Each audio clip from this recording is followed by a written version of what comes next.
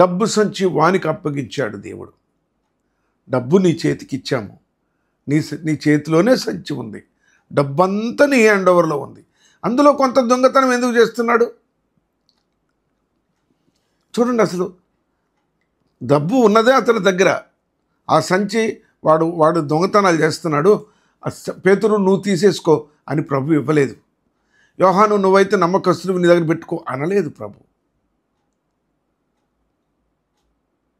లోకరీత్యా తెలుగులో ఒక సామెత అంటారు, దొంగకి తాళాలు ఇస్తే దొంగతనం చేయలేడు అని.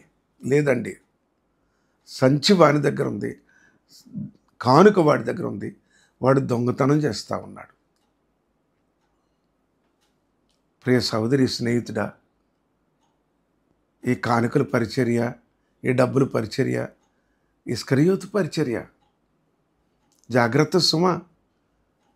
ఇవాళ మనం ధ్యానిస్తుంది కేవలం యేసు ప్రభు నా కొరకు శిరసొంచాడు, చనిపోయాడు, ఉమ్మివేయబడ్డాడు, బాధపడ్డాడు, ఇంతవరకే కాదు.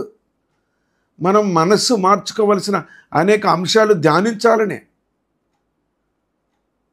లెంట్ డేస్ బైబిల్ ప్రకారమా, లేదంటే ఫలానా డినామినేషన్ అది కాదు.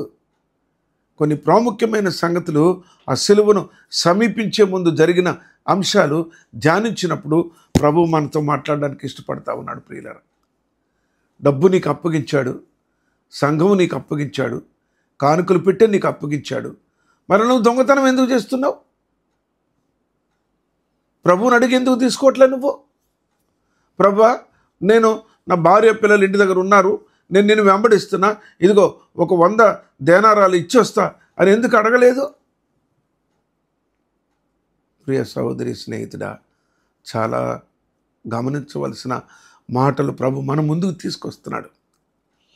యోహాను సువార్త 13వ అధ్యాయంలో 2వ వచనంలో, వారు భోజనము చేయుచుండగా ఆయనను అప్పగింపవలనని సీమోను కుమారుడు ఇస్కరియోతు యూదా హృదయములో అపవాది ఇంతకు ముందు ఆలోచన పుట్టించి ఉండెను. హృదయాలోచన సాతాను ముందు నుంచే సిద్ధపరచుకుంది. అది సిద్ధపడుతుంది, కానీ ప్రభు సిద్ధంగా లేరు. అది సిద్ధపడతా ఉంది. ఎప్పుడు సిలువ ఎప్పుడని సిద్ధపడతా ఉంది.